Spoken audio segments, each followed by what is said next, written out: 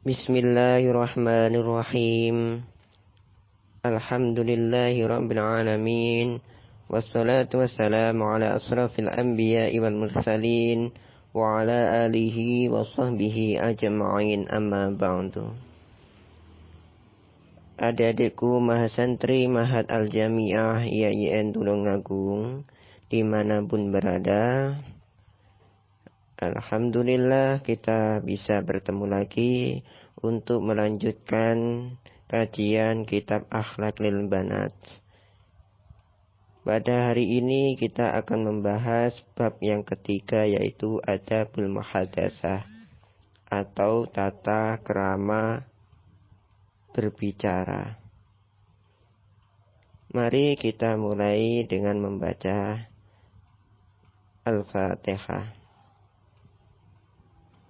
Ala diniyah lahumul Fatihah.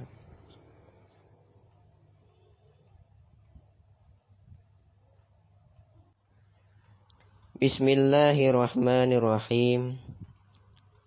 Adabul Muhadatsah atau adab pada waktu berbicara. Ayyatuhal azizah, wahai adik-adikku mahasantri Mahat Al-Jami'ah IAIN Tulungagung yang tercinta, idza aradti an tatakallami, ketika engkau hendak berbicara, yajibu alaika awalan, maka wajib bagimu untuk pertama kalinya antazini kalamuki fi qalbiki, untuk mempertimbangkan ucapanmu itu di dalam hatimu. Fa in kana laikan, jika ucapanmu itu benar-benar pantas untuk diucapkan, fangtiqi bih, maka ucapkanlah. Wa illa, tapi jika tidak pantas untuk kau ucapkan, faskuti an, maka lebih baik engkau diam. Hatta taslami min afatil lisanil azimah, sehingga engkau bisa selamat dari bahaya lisan. Qala Allah Ta'ala, karena Allah Subhanahu wa Ta'ala telah berfirman, ma yalfidhu min qawlin illa ladaihi raqibun atid. Ma yalfidhu min qawlin, tidaklah ia mengucapkan suatu perkataan, illa ladaihi raqib atid, illa ladaih, kecuali ya di dekatnya raqibun atidun, ada malaikat raqib dan atid yang selalu mengawasi. Maka kita harus berhati-hati untuk berbicara, karena setiap lafaz, setiap kata yang kita ucapkan itu ada tanggung jawabnya nanti di dunia dan juga di akhirat. Baginda Nabi Muhammad SAW telah bersabda, Andal abda la yatakallamu bil kalimah ma yatabayyanu fiha. Sesungguhnya seorang hamba yang berbicara dengan perkataan tidak jelas dan terang, yazilu biha finnar ab'ada mimma bainal masyriqi wal maghrib, maka bisa menyebabkan dirinya tergelincir ke dalam neraka lebih jauh daripada jarak antara timur dan barat.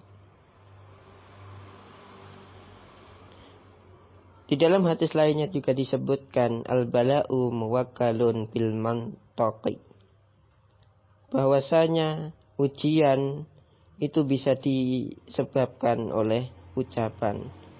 Al-bala'u, ujian atau cobaan atau musibah, muwakkalun, bisa disebabkan bil mantaqi, karena ucapan seseorang. Falau anna rajulan yayyara rajulan, andai kata seorang laki-laki menghina laki-laki yang lain, birodai kalbah, ya, dengan menuduhnya ya dengan kejelekan seperti roda'il kalbah, menyusui anjing, la rodo'aha, maka ia sendiri yang akan menyusui anjing. Jadi barang siapa atau seseorang yang menghina orang lain, maka orang itu sendiri nantinya yang akan terhinakan. Kalau kita menghina orang lain, meremehkan orang lain, kita menuding orang lain, berkata yang tidak baik kepada orang lain, maka perkataan itu sendiri akan kembali kepada kita sendiri. Wa fil hadisil akhar, di dalam hadis yang lain, hal yakubbun nas finnar ala wujuhihim illa khasaidu alsinatihim. Hal yakubbun nas finnar, bukankah orang-orang yang dijerumuskan ke dalam neraka ala wujuhihim, dengan muka-muka mereka, ila khasaidu alsinatihim, adalah sebagai korban dari lisan-lisan mereka. Jelas dalam hadis ini disebutkan bahwa orang-orang masuk neraka itu dikarenakan adalah kesalahan mereka ketika di dunia. Kesalahan yang dimaksud adalah ucapan yang jelek, ucapan yang menyakiti orang lain. Jadi ucapan yang tidak membawa keberkahan dan juga tidak membawa kemanfaatan, itu bisa mengakibatkan musibah bagi orang yang berbicara itu sendiri. Wabil hadis aidan, di dalam hadis lain, man kana yu'minu billahi wal yaumil akhir, barang siapa yang beriman kepada Allah dan hari akhir, falyakul khairan, maka sebaiknya dia bicara yang baik, aw liyasmut, kalau tidak mampu maka diamlah. Jadi sekali lagi, kata seseorang atau ucapan seseorang itu bisa menjadi musibah bagi dirinya jika dia tidak mampu mengendalikannya. Maka barang siapa yang memang benar-benar beriman kepada Allah dan juga hari akhir, maka diwajibkan baginya untuk menjaga lisannya. Kalau ada yang berbicara seenaknya sendiri, kemudian menyakiti orang lain, maka sesungguhnya dia keimanannya kepada Allah dan hari akhir perlu dipertanyakan. Wahai adik-adikku masan terimahat al-jamiah YIN Tulungagung. Selanjutnya Syekh Umar dalam kitab Akhlaqul Banat menganjurkan wa takallami ala qadaril hajah li'alla takuni sarsarah. Sebaiknya seseorang itu berbicara disesuaikan dengan keperluannya saja, jangan terlalu banyak bicara. Karena baginda Nabi Muhammad SAW telah bersabda, man kasura kalamuhu kasura saqatuh. Barang siapa yang banyak bicara, maka ia pun banyak kesalahannya. Wa man kasura saqatuhu kasura dunubuhu. Barang siapa yang banyak salahnya, maka dia banyak dosanya. Wa man kasurat dunubuhu kanatin nar aula bih. Dan barang siapa yang banyak dosanya, maka neraka adalah tempatnya. Maka disinilah kita wajib berhati-hati dalam berbicara. Wala tatahaddasi bikulli ma sami'ati, maka sebaiknya janganlah engkau, adik-adikku semuanya, berbicara, mengucapkan semua hal yang engkau dengar. Karena dalam hadis disebutkan kafa bil mar'i isman ayuhdisa bikulli ma yasma'. Cukuplah berdosa bagi seorang manusia bila ia menceritakan semua hal yang dia dengarkannya. Kenapa? Karena ketika kita berbicara, menceritakan semua yang kita dengar, maka tidak ada jaminan bahwa setiap kata yang kita ucapkan itu adalah kebenaran. Karena bisa jadi kita menambahi sendiri atau mengurangi fakta yang ada. Maka berbicaralah dengan hati-hati sesuai dengan fakta yang ada. Sedangkan zaman sekarang sudah terlalu banyak berita-berita hoax yang meresahkan, dan banyak sekali juga fitnah-fitnah yang sudah tersebar di mana-mana. Itu semuanya karena ucapan yang tidak terkendali yang disebarkan oleh orang-orang yang tidak beriman kepada Allah dan Rasul-Nya. Jika mereka beriman kepada Allah dan Rasul dan juga hari akhir, maka tidak mungkin mereka semuanya menyebarkan berita-berita bohong di masyarakat.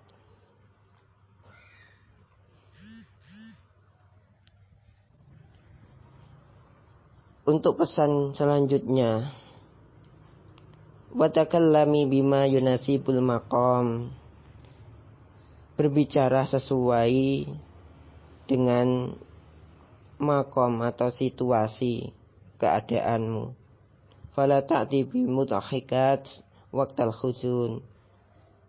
Jangan kau menceritakan hal-hal yang membahagiakan atau sesuatu yang, janganlah engkau menceritakan hal-hal yang dapat menertawakan di dalam suasana yang duka, dan sebaliknya, wala bil muhzinati waqtal farah. Dan janganlah pula menceritakan hal-hal yang menyedihkan jika suasananya itu dalam keadaan suasana gembira. Wala tadhkuril mustaqdzarati waqtal akli. Jangan berbicara hal-hal yang menjijikkan ketika waktu makan. Wala tusarrihi bi syai' minal uyubi badaniyah. Dan jangan pula membicarakan cacat seseorang di hadapan orang banyak jika orang itu hadir. Wa fil majlisi man fihi dzalika ayub. Jika seseorang itu ada di dalam majelis itu, jangan sekali-kali kita menyakitinya dengan membicarakan aibnya di depan orang banyak. Karena itu pasti akan menyakiti.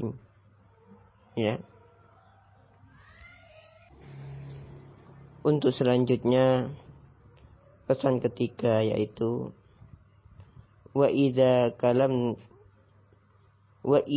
kallamatki ihdal banat fa asghi ila ma taqul wa aqbili 'alaiha biwajhik wa la taqta'i 'alaika kalamaha balil tanziri ila an tarfuga minhu. Wa idza kalamati ihadal banat, jika engkau berbicara di depan temanmu, fa asghi ila ma taqul, maka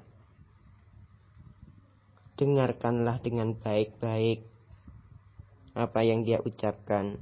Wa aqbili 'alaiha bi wajhik, maka hadapkanlah dirimu ke arah mereka.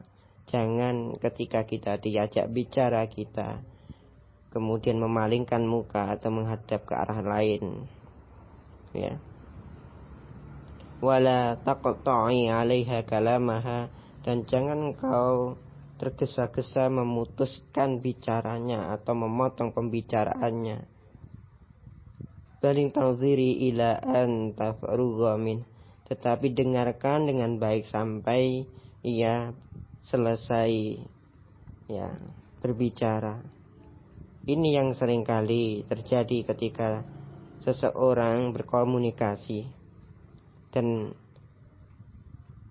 terjadi pula banyaknya kesalahan atau kesalahpahaman maksudnya, karena seseorang belum selesai menjelaskan sesuatu tetapi kita sudah memotongnya.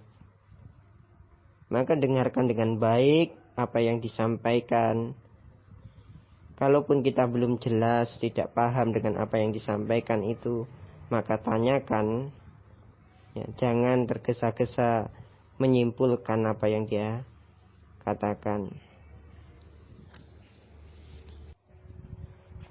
Wa idza kalamti ihdal fatayat falam tafham kalamak. Jika engkau berbicara kepada temanmu tetapi dia tidak paham dengan apa yang kau ucapkan, fala talughabi, maka janganlah engkau marah-marah. Tetapi wa'aiti qaulaki saniyan wa salisan hatta tafhama. Tapi sebaiknya engkau ulangi lagi apa yang kau katakan itu, mungkin 2 kali atau 3 kali, agar dia jelas dan paham dengan apa yang kau ucapkan. Karena baginda Nabi Muhammad SAW, idza takallama bikalimah, ketika baginda Nabi berbicara, ya, a'adaha, beliau pasti mengulang-ulangi pembicaraan itu salasan 3 kali, hatta tufhatu an, sehingga orang-orang itu mendengar dan juga memahami apa yang disampaikan oleh baginda Nabi.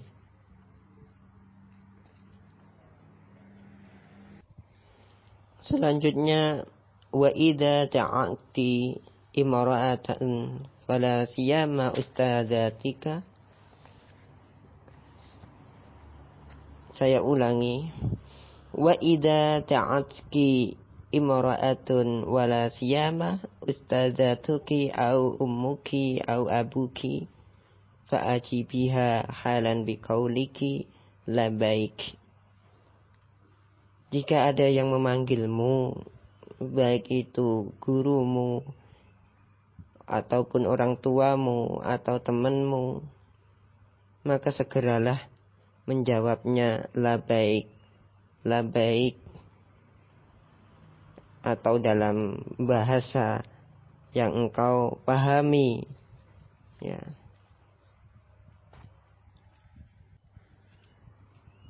Karena baginda Nabi Muhammad SAW telah bersabda, maka ahadun ahsana khuluqan min Rasulillah sallallahu alaihi wasallam, ma da'ahu ahadun min ashabihi illa qala labaik wa la taquli isan bi ghaitik, au madza turidin fa inna dzalika minal kalimatil jafiyah. Ya.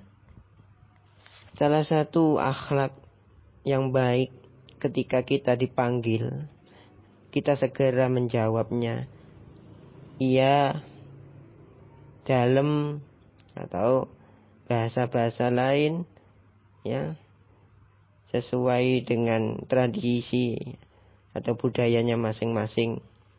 Ya. Ketika ditanya itu, kita janganlah menjawab dengan jawaban yang kasar. Contohnya, mungkin kalau ditanya atau dipanggil seseorang, kemudian kan kita jawab, mau apa? Kamu ingin apa? Dan lain sebagainya. Dengan nada-nada yang kasar. Itu tidak boleh. Maka jika kita dipanggil, ada teman yang manggil kita gitu ya, kita harus selanjutnya, idza hadarat fil majlisi man hiya akhbaru minki fala tataqaddami 'alaiha fil kalam.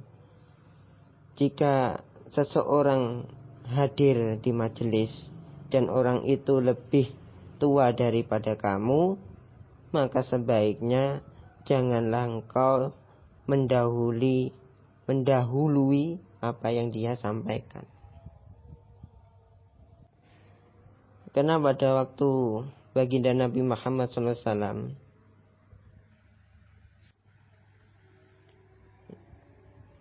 melihat sahabat Abdurrahman bin Syahal memotong pembicaraan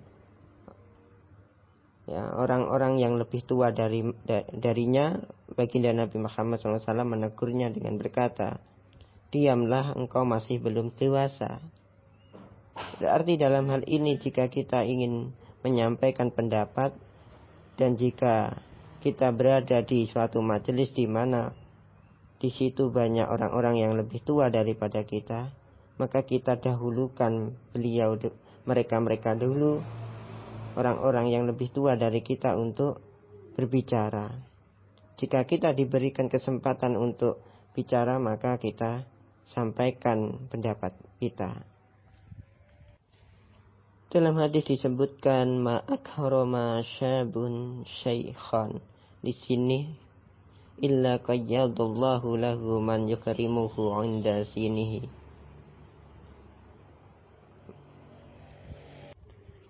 Tidaklah seseorang anak muda yang menghormati orang tua karena usianya, melainkan Allah mentakdirkan baginya orang yang akan menghormatinya ketika ia mencapai usia itu. Adik-adikku semuanya, dalam hadis ini ditegaskan bahwa kita harus menghormati orang yang lebih tua, agar nantinya ketika kita sudah beranjak di usia tua, kita juga akan dihormati oleh orang-orang di sekeliling kita. Jadi kalau ketika masih muda tidak bisa menghormati yang lebih tua, maka nantinya ketika dia sudah tua, dia juga tidak akan dihormati oleh kaula muda.